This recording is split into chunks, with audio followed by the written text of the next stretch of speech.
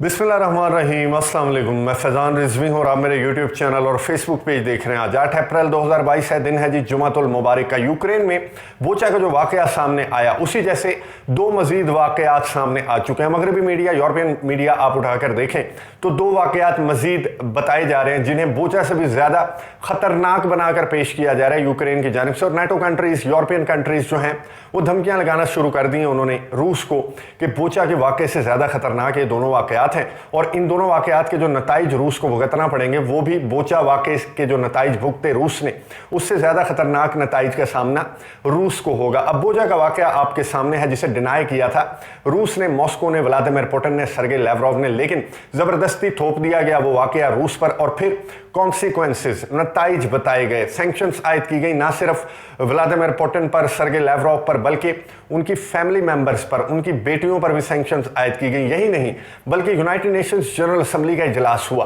वो इजलास जो है वो बुलाया गया था अमेरिका की रिक्वेस्ट पर। अमेरिका ने वो इजलास बुलाया था और ये कहा था कि आप बोचा के वाक़े को, बोचा की किलिंग्स को देखते हुए रशिया की जो मेंबरशिप है, जो रुकनीत है, उसे मनसूख कर दें, उसे ख़त्म कर दें। कौन सी मेंबरशिप? यूएन की जो बॉडी है, यूएन ह्यूमन राइट्स काउंसिल, उधर से रशिया को सस्पेंड कर दिया जाए, रशिया की जो रुकनीत है उसे सस्पेंड कर दिया जाए। उसे लेकर वोटिंग हुई यूएन जनरल असेंबली के इजलास में। 93 ममालिक ने उस करारदाद के हक में वोट दिया, सिर्फ 24 ममालिक उस करारदाद के खिलाफ यानी रशिया के साथ नजर आए। कौन से ममालिक थे जिन्होंने रशिया का साथ दिया? कौन से ममालिक थे जो रशिया के खिलाफ थे? कौन से ममालिक थे जिन्होंने अपना वोट अब्सटेन किया? डिटेल भी आपके सामने रख दूंगा, लेकिन उससे कबल रीसेंट अपडेट्स में आपको बता देता हूं। रूस और यूक्रेन के दरमियान जारी जंग के हवाले से मैप आपको नजर आ रहा होगा, इसमें जो ब्लू एरियाज हैं ये आपको बढ़ते हुए दिखाई दे रहे हैं। वो एरियाज हैं जहां से रूस की, मॉस्को की फोर्सेज जो हैं वो विड्रॉ कर रही हैं। अमेरिका के बाद बरतानिया की जानिब से भी स्टेटमेंट सामने आ चुकी है कि कीव के अतराफ से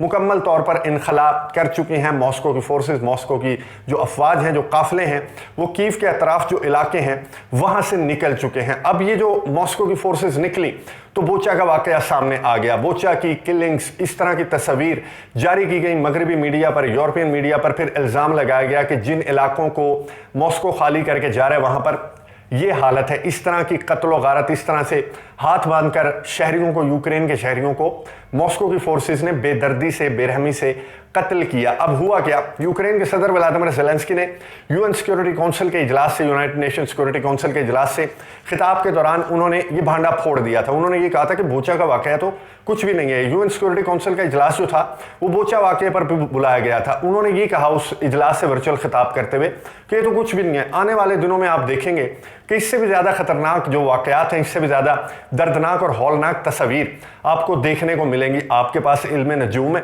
आपको कैसे पता कि इससे भी ज़्यादा खतरनाक वाकयात? क्या वो आपने प्लानिंग से सेट कर रखे थे? जो कि मॉस्को ने डिनाई करते हुए ये कहा कि ये हमारे काम नहीं, बल्कि यूक्रेन के सदर व्लादिमीर ज़ेलेंस्की इस तरह की कार्रवाइयाँ, इस तरह की साजिशें डे फर्स्ट से कर रहे हैं। जब से जंग स्टार्ट हुई उनका मकसद है नेटो को इस जंग में ट्रैक करना, जिससे वो भीख मांग रहे हैं, मेंबरशिप की भी मदद भी मांग रहे हैं, लड़ाका तैयारे भी मांगते हैं, नो फ्लाई जोन डिक्लेयर कर दें ये भी कहते हैं। लेकिन नेटो ममालिक की जानिब से आती है तो इमदाद आती है तो सैंक्शंस आती हैं। इसके अलावा जो मदद है, जिस तरह की मदद एक्सपेक्ट कर रहे हैं यूक्रेन के सदर व्लादिमीर ज़ेलेंस्की, वो सामने नहीं आती। इस तरह की साजिशें इसलिए रचाई जा रही है यूक्रेन की जानिब से और अपनी आवाम को बली का बकरा बना रहे हैं। इसका कोई एक सबूत नहीं है, बोचा पहला सबूत नहीं है, बल्कि इससे कबल भी अगर आप देखें तो इस तरह के वाकयात सामने आ रहे हैं कि जो यूक्रेन के ऑफिशियल्स हैं, लोकल ऑफिशियल, यूक्रेन की मिनिस्ट्री, यूक्रेन के फौजी, वो इस तरह की कार्रवाइयों में मुलव्विस पाए गए हैं। तो व्लादिमीर ज़ेलेंस्की ने यूएन सिक्योरिटी काउंसिल के इजलास से खिताब के दौरान बता दिया था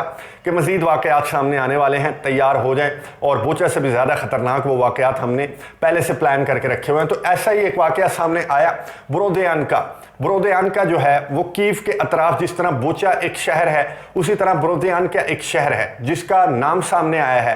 इंटरनेशनल मीडिया आप सर्च करके देखें, बोचा से भी ज़्यादा खतरनाक तस्वीर जारी की गई हैं मगरबी मीडिया, यूरोपियन मीडिया की जानिब से। और ये बताया गया, व्लादिमीर ज़ेलेंस्की की भी स्टेटमेंट सामने आई। इनसे कबल गुज़िश्ता वीडियो में मैंने आपको बताया था कि कुछ जर्नलिस्ट हैं, इंटरनेशनल जर्नलिस्ट, उन्होंने वहाँ पर विजिट किया और ये बताया कि जनाब वाकई व्लादिमीर ज़ेलेंस्की ठीक कह रहे थे, बोचा से ज़्यादा खतरनाक तस्वीर सामने आने वाली है। और वो तस्वीर सामने आ गई। व्लादिमीर ज़ेलेंस्की ने ये कहा कि देखिए, मैंने आपको खबरदार कर दिया था कि बोचा से ज़्यादा खतरनाक जो तस्वीर हैं, जो खतरनाक इंसिडेंट्स हैं, जो रूस की, मॉस्को की कार्रवाइयाँ हैं वो सामने सामने आने वाली हैं। तो देखिए ये जो ब्रोदियांका का वाकया है ये सामने आ गया, वहां पर भी इसी तरह के मनाजिर देखने को मिले हैं कि बिल्डिंग्स तबाह हैं, टैंक्स तबाह हुए पड़े हुए हैं, वहां पर गोला बारूद और मैदान जंग का सब मंजर वो शहर ब्रोदियांका का वो पेश कर रहा है। और लाशें बिखरी पड़ी हैं, हाथ बंधी पैर बंधी लाशें, आज़ा कटी लाशें उस शहर में भी बिखरी पड़ी हैं, जिसे फिर से मॉस्को ने डिनाई किया और ये कहा कि ये इस तरह की कार्रवाइयाँ सिर्फ यूक्रेन के सदर व्लादिमीर ज़ेलेंस्की की जानिब से और वेस्ट की जानिब से, अमेरिका नेटो ममालिक की जानिब से की जा रही हैं रूस को बदनाम करने के लिए। हमारा मकसद है ऑपरेशन, वो ऑपरेशन हमने कंडक्ट कर लिया, पहले फेज़ का इख्तिताम हो गया, अब हम दूसरे फेज़ का आगाज़ कर चुके हैं और बहुत जल्द ये भी कहा गया मॉस्को की जानिब से कि बहुत जल्द हमारा ऑपरेशन मुकम्मल हो सकता है। दो सूरतें बताई रूस के ऑफिशियल्स ने, मॉस्को के ऑफिशियल्स ने कि ऑपरेशन या तो मुकम्मल हो जाएगा या उससे कबल बातचीत के जो अदवार रूस और यूक्रेन के दरमियान चल रहे हैं वो कामयाब हो जाएंगे, वो दस्तखत हो जाएंगे, एग्रीमेंट कोई तय पा जाएगा अगर अमेरिका की जानिब से, बरतानिया की जानिब से, नेटो ममालिक की जानिब से रुकावटें ना डाली गई बातचीत के अमल में। तो खैर यूक्रेन के सदर ने जो बात बताई थी यूएन सिक्योरिटी काउंसिल के इजलास से खिताब के दौरान वो सामने आ गई और ब्रोदियांका का वाकया सामने आ गया। दूसरा वाकया कौन सा सामने आया? दूसरा जो इल्जाम लगाया गया रूस पर, मॉस्को पर, वो है एक रेलवे स्टेशन। वो शहर है जनाब क्रामाटोर्स्क। क्रामाटोर्स्क का जो शहर है यूक्रेन का, वहां पर रेलवे स्टेशन है, वहां पर पैसेंजर्स खड़े हुए थे। इमोशनल करके स्टोरी बताई जा रही है इंटरनेशनल मीडिया पर, मगरबी मीडिया पर, और ये बताया जा रहा है कि सामान लेकर, बैग्स लेकर लोग खड़े हुए थे, मुसाफिर ट्रेन का इंतजार कर रहे थे अपनी फैमिलीज के हमरा, उनके साथ बच्चे भी थे, खवातीन भी थी। और जैसे ही ट्रेन आने का टाइम हुआ उससे कबल ही रूस के मिसाइल आकर उस रेलवे स्टेशन पर गिर गए, जिसके नतीजे में 40 से ज्यादा अमवात रिकॉर्ड हुई, जिनमें खवातीन और बच्चे भी शामिल हैं। उनकी तस्वीर भी जारी की गई हैं मगरबी मीडिया पर, यूरोपियन मीडिया पर। मैं आपको दिखा नहीं सकता, रिस्ट्रिक्शंस आ जाएंगी और कमजोर दिल अफराद के लिए वो देखने वाली तस्वीर नहीं है। इस तरह की तस्वीर मगरबी मीडिया पर जारी की गई और ये कहा गया कि जो रेलवे स्टेशन है क्रामाटोर्स्क का, यूक्रेन के शहर का, इसको मॉस्को ने निशाना बनाया। मॉस्को ने फिर से डिनाई किया। मॉस्को ने कहा नहीं, इस रेलवे स्टेशन को हम कैसे निशाना बना सकते हैं। अब मैं आपको ये बताऊं कि रूस की जानिब से ये स्टेटमेंट क्यों सामने आई है। आपको मैप नजर आ रहा होगा, ये जो रेलवे स्टेशन है, ये जो क्रामाटोर्स्क का इलाका है, ये डोनेत्स्क में है और डोनेत्स्क जो है वो डोनबास रीजन का इलाका है। डोनेत्स्क का इलाका है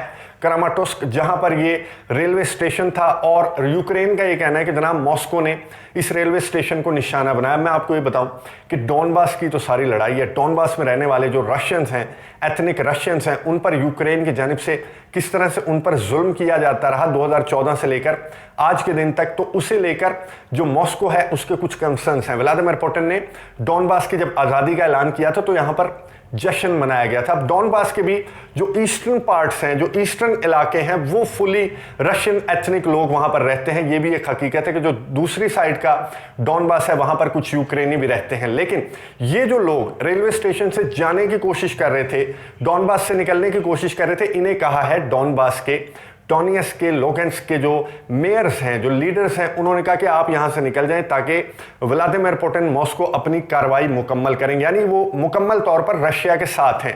ये डोनबास रीजन जो है, यहां पर से जितना भी इवैक्यूएशन का अमल हुआ, जितने भी शहरी इस डोनबास रीजन को छोड़कर गए, वो पोलैंड नहीं गए, वो यूरोपियन कंट्रीज नहीं गए, वो रशिया मुंतकिल हुए हैं। रशिया के सदर व्लादिमीर पुतिन के फैसले पर डोनबास के लोगों ने जश्न मनाया था। अब ये जो रेलवे स्टेशन का वाकया हुआ, ये किसने किया?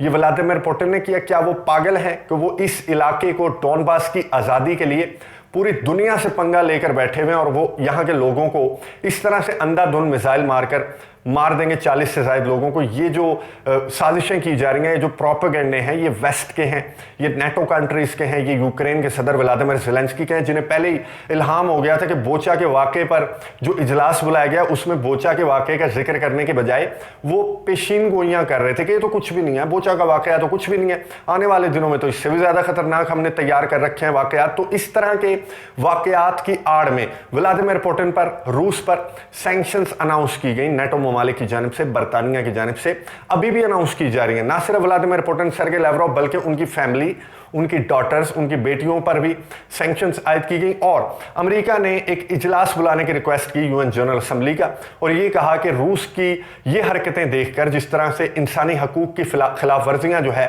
वो रूस कर रहा है, भारत भी नहीं कर रहा, इसराइल भी नहीं कर रहा, दुनिया में कोई भी नहीं, अमेरिका खुद भी नहीं कर रहा, रूस कर रहा है। इसलिए रिक्वेस्ट की अमेरिका ने कि एक इजलास बुलाया जाए, उसमें वोटिंग करवाई जाए कि रूस की रुकनीत को हम ख़त्म करते हैं, सस्पेंड करते हैं, जो यूएन ह्यूमन राइट्स काउंसिल की रुकनीत है उसको सस्पेंड किया जाए, वोटिंग करवाते हैं। गुज़िश्ता रोज़ ये सेशन हुआ, इसके नताइज मैं आपको बता देता हूँ। ये सेशन जो हुआ इसमें वोटिंग हुई, 93 ममालिक ने इस करारदाद के हक में वोट दिया कि ठीक है, जो रूस है उसकी रुकनीत को मुअत्तल किया जाए। जो 24 ममालिक थे उन्होंने इस करारदाद के खिलाफ वोट दिया कि इतनी भी अभी इन्वेस्टिगेशन हो रही है बोचा वाकये की कि किसने किया, कौन इसके पीछे, किसकी साजिश है, क्या ये मॉस्को ने किया, मॉस्को की फोर्सेस ने किया, अगर किया होता तो वो निशानात मिटा देते, उन्हें क्या ज़रूरत थी कि वो अपने जो जुर्म है उसके सबूत खुलेआम सड़कों पर छोड़कर निकल जाते। तो ये चाइना ने भी ये मौक़िफ़ इख्तियार किया।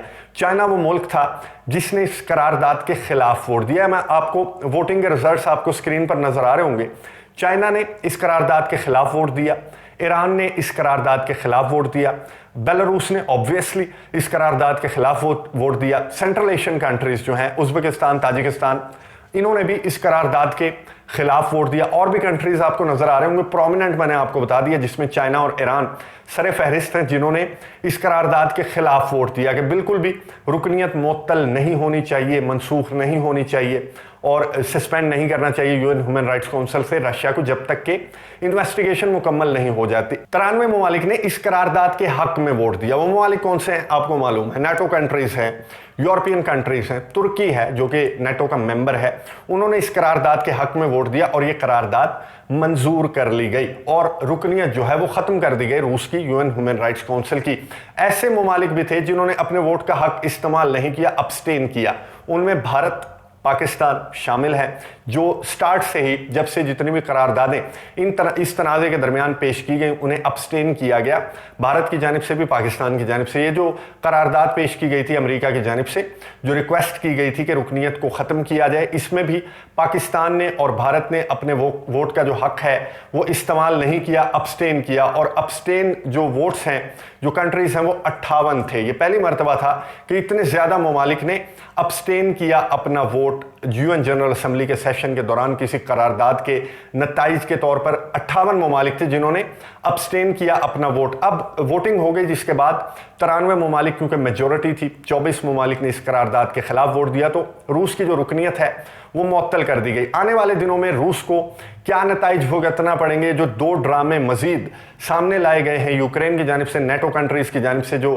ब्रोदियानका का मामला है या फिर क्रामाटोर्स्क का मामला है, इनके नताइज क्या होंगे रूस के लिए। रूस की जानिब से डिनाई कर दिया गया है इन वाकयात को और ये कहा जा रहा है कि अंधाधुंध बगैर सोचे समझे इस तरह की साजिशें, इस तरह के इल्ज़ामात मॉस्को पर लगाए जा रहे हैं और इस तरह के बड़े बड़े जो इकदाम उठाए जा रहे हैं कि रुकनीत ख़त्म कर दी गई, तो इसके जो नताइज हैं वो बहुत ज़्यादा ख़तरनाक हो सकते हैं। रूस की जानिब से अपना ऑपरेशन लेकर रूस की फोर्सेस, मॉस्को की फोर्सेस आगे की जानिब बढ़ रही हैं और व्लादिमीर पुतिन बिल्कुल खामोश हैं। जिस तरह का रद्द अमल नेटो ममालिक की जानिब से, यूरोपियन कंट्रीज़ की जानिब से आ रहा है, तो उस पर कुछ सख्त रद्द अमल व्लादिमीर पुतिन की जानिब से एक्सपेक्ट किया जा रहा था कि सामने आएगा, लेकिन वो बंदा बिल्कुल खामोश है और खामोशी के साथ जो उनका ऑपरेशन है वो कंडक्ट किया जा रहा है। जो दूसरा हदफ बताया था मॉस्को ने, उसे लेकर मॉस्को की फोर्सेस आगे बढ़ रही हैं। दूसरा हदफ मैं आपको याद करवा दूं, वो है डोनेट्स्क और लुगांस्क, डोनबास रीजन की आज़ादी। इस आज़ादी के बाद क्या मॉस्को का ऑपरेशन खत्म हो जाएगा या व्लादिमीर पुतिन नेक्स्ट स्टेप का ऐलान करेंगे? नजर रखेंगे, आपको अपडेट्स देता रहूंगा। अगली वीडियो तक के लिए इजाजत दीजिए। अल्लाह हाफिज।